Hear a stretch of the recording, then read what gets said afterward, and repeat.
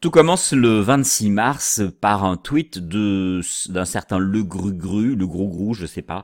En tout cas, quelqu'un qui est suivi par plus de 13 000 personnes sur Twitter. Il dit comme ça un petit truc amusant. Les gens qui achètent des cravaches chez Decathlon alors qu'il n'y a aucun cheval garé sur le parking, on vous voit.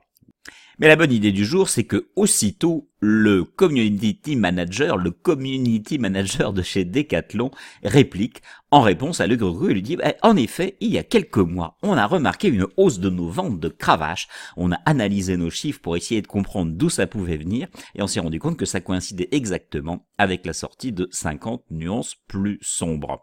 Aussitôt la toile s'enflamme, il faut dire que le compte de Decathlon est assez bien suivi. Et puis les community managers commencent à s'amuser entre Leroy Merlin, le community manager de Leroy Merlin, qui dit en réponse à Decathlon et à Le Gros Gros, bah oui, on a constaté la même évolution de nos ventes de marteaux à la sortie des différents opus de Thor.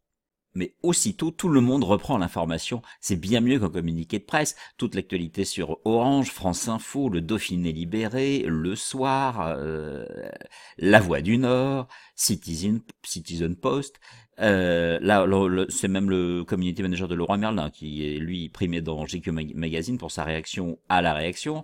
Mais regarde, ils vendent plus de cravaches grâce à un film, Le Journal du Québec, RTL2, où on en parle même dans des langues étrangères et tout à fait étonnantes. C'est donc une superbe réaction de community manager, ce que l'on pourrait appeler du data community management comme on parle de data journalisme, le journalisme qui consiste à s'appuyer sur des données, sur des statistiques. Bien là, c'est un peu la même chose en utilisant les réseaux sociaux.